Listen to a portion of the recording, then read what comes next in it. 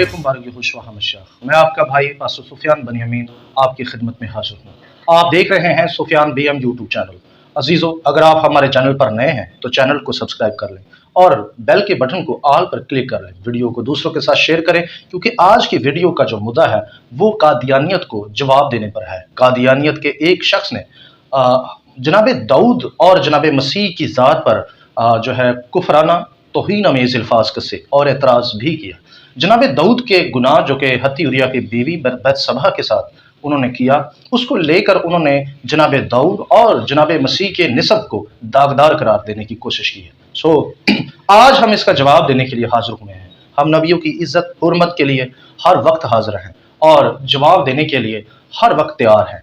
अजीज़ों, हम आगे बढ़ते हैं और आगे बढ़ने से पहले आप सबको मेरा मशवरा भी है और ये मैं आप लोगों को रेकमेंड भी करूंगा कि आप हमारे चैनल का विजिट करें और चैनल पर जाकर प्ले लिस्ट बनी हुई है उन तमाम मौजूआत की जो हमने यूट्यूब चैनल पर पेश किए हैं। उसमें सबसे जो अहम मौजू है वो है लोहियतुल मसीह और दूसरा मौजू है कि बदरूहों का वजूद कहाँ से और कब और कैसे आया।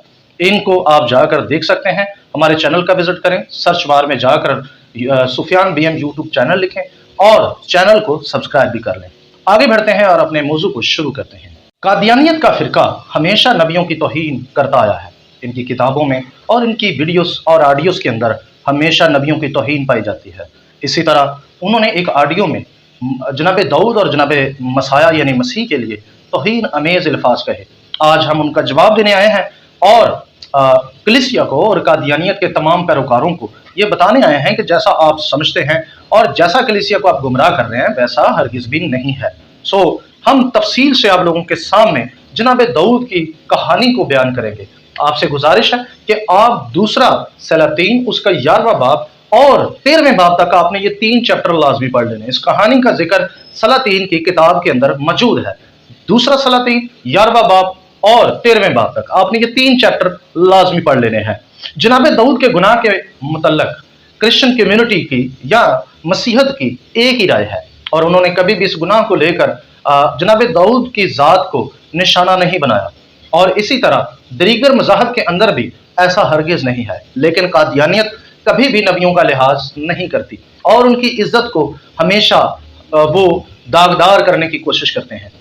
आज हम नबियों की हुर्मत और इज्जत के लिए जवाब देने के लिए आए हैं और सच्चाई को आप सबके सामने रखने आए हैं।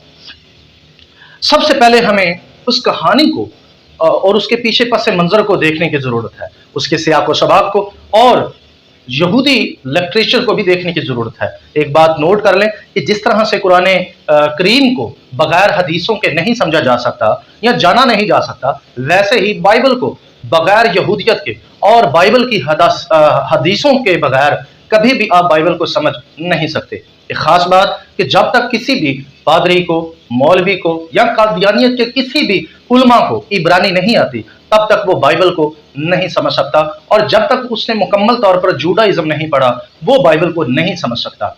इससे पहले अगर कोई बाइबल पर बात करता है तो उसको हमेशा नजरअंदाज किया करें और उसको जाहिलों में शुमार कर दिया करें। खुदावंद आप सबको बरकत दे।